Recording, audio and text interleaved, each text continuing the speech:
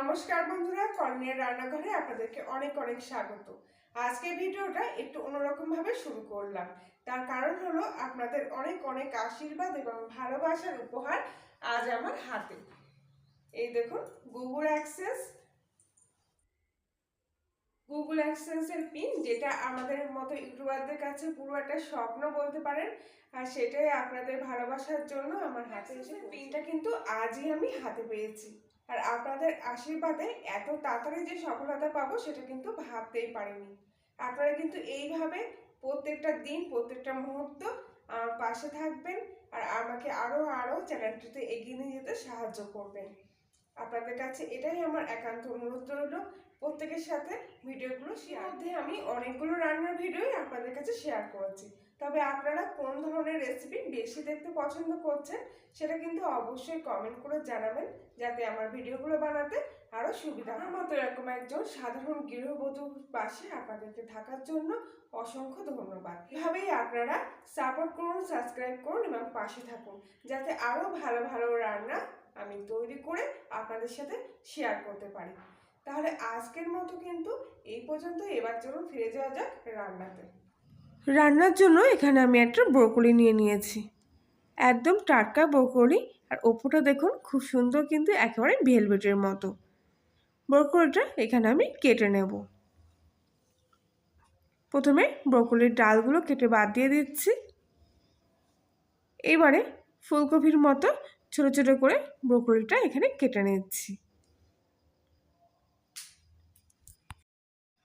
শীতের দিনে ফুলকপির পাশাপাশি এই ব্রোকলিগুলো কিন্তু খেতে খুব ভালো লাগে। এছাড়াও এই ব্রোকলি কিন্তু আমাদের শরীরের ক্ষেত্রেও খুবই স্বাস্থ্যকর। একটু টেস্টি করে যদি এই ব্রোকলিগুলো রান্না করা যায়, তাহলে কিন্তু বাচ্চা থেকে বড় সবাই একেবারে চেটে পুটে খাবে।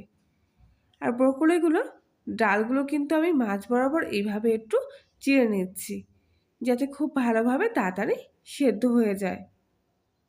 কেননা ফুলগুলো কিন্তু খুবই নরম, তাই ফুলগুলো আগে সেদ্ধ হয়ে যায় আর ডালগুলো কিন্তু সেদ্ধ হয় না। তাই মাছ বরাবর একটু হালকা করে এইভাবে চিড়ে নিচ্ছি। সম্পূর্ণ ব্রোকলিটা এখানে আমার কাটা হয়ে গেছে। এবারে কিছুটা জলের মধ্যে ব্রোকলিগুলো আমি ভালো করে কিছুক্ষণ ধরে ধুয়ে নেব। 2 থেকে 3 বার খুব ভালোভাবে ব্রোকলিগুলো ধুয়ে নিয়েছি।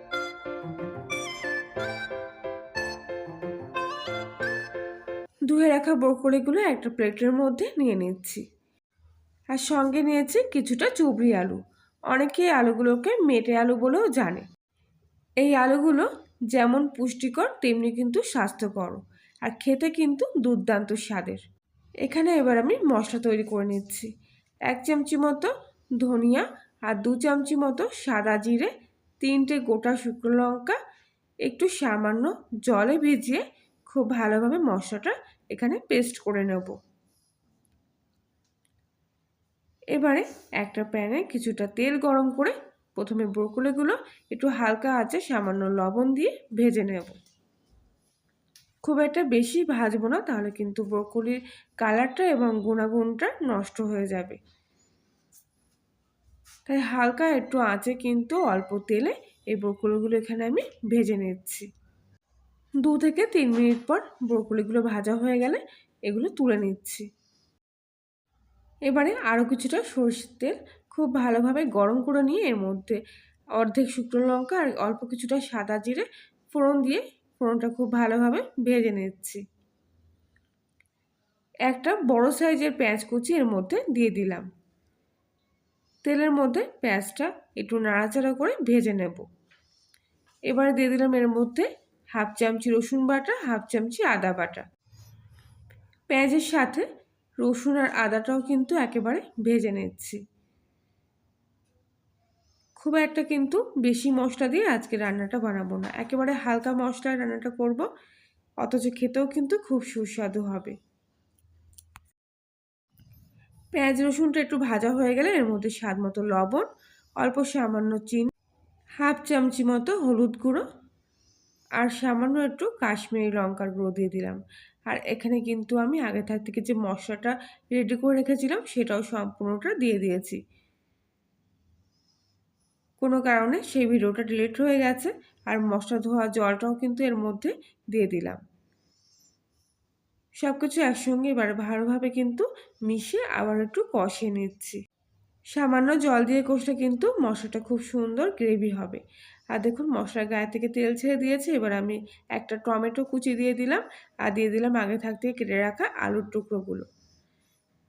প্রথমে আলুটা দিয়ে কিন্তু খুব ভালোভাবে মশলাটা আমি এখানে কষিয়ে নিচ্ছি।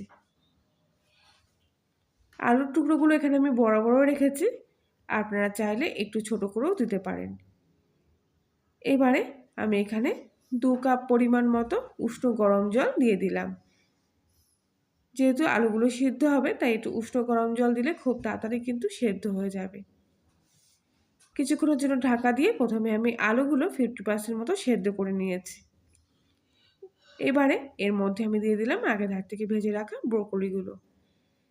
কেননা একেবারে দিলে কিন্তু ব্রোকলিগুলো সেদ্ধ হয়ে যেত আর আলুগুলো কিন্তু তখনও ভালোভাবে সেদ্ধ হতো না। এবারে আবারও কিছুক্ষণ আমি ঢাকা দিয়ে ফুটিয়ে নেব। 5 মিনিট পর ঢাকনাটা খুললাম। দেখুন ব্রোকলিগুলো কিন্তু নরম হয়ে গেছে আর আলুগুলোও কিন্তু সুন্দর ফাটা ফাটা মতো হয়েছে। দেখলেই বোঝা যাচ্ছে যে সবজিগুলো কিন্তু একেবারে সেদ্ধ হয়ে গেছে। তবু একটা আলু আমি একটু চেক করে দেখে নিচ্ছি খুব ভালোভাবে ভেতর থেকে সেদ্ধ হয়েছে কিনা। দেখুন কত সুন্দর কিন্তু আলুগুলো সেদ্ধ হয়ে গেছে। এবারে এর মধ্যে আমি একটা গোটা কাঁচা লঙ্কা মাঝ বরাবর চিড়ে আর কিছুটা ধনিয়া পাতা কুচি দিয়ে দিলাম। আবারও সব কিছু একসঙ্গে খুব ভালোভাবে মিশিয়ে নেব।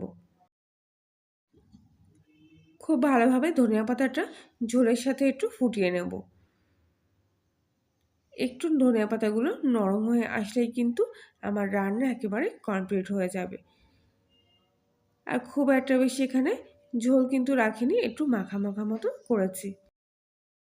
এবারে এর মধ্যে হাফ চামচি মতো গরম মশলা দিয়ে দেবো। গরম মশলাটা আবারও ভালো করে সবজির সাথে মিশিয়ে নেব। রান্না কিন্তু আমার একেবারে এবার কমপ্লিট হয়ে গেছে। একটাও ব্রোকলি কিন্তু ভেঙে যায়নি, ঠিক সেইভাবেই রয়েছে, অথচ ব্রোকলিগুলো কিন্তু খুব ভালোভাবে সেদ্ধ হয়ে গেছে। এবার আমি গ্যাসটা অফ করে দেব আর কিছুক্ষণের জন্য রান্নাটা রেস্টের জন্য রেখে দেব। গরম ভাত হোক কিংবা রুটি, ব্রোকলির সাথে মেটে আলুর এরকম একটা তরকারি হলে কিন্তু আর কিছুই লাগবে না। খেতে কিন্তু দারুণ স্বাদের হয়েছে এই ব্রোকলির রেসিপিটি। একঘেয়েমি ফুলকপির তরকারি খেতে ভালো না লাগলে ব্রোকলি দিয়ে মেটে আলুর এই তরকারিটা একবার অবশ্যই বানিয়ে খেয়ে দেখবেন। আজকের রেসিপিটি ভালো লেগে থাকলে লাইক শেয়ার কমেন্ট করবেন। আর কল্যাণীর রান্নাঘর চ্যানেলটিতে নতুন হয়ে থাকলে সাবস্ক্রাইব করে পাশে থাকার জন্য অনুরোধ রইল। আজকের মতো এই পর্যন্তই। আর ততক্ষণ সবাই ভালো থাকবেন।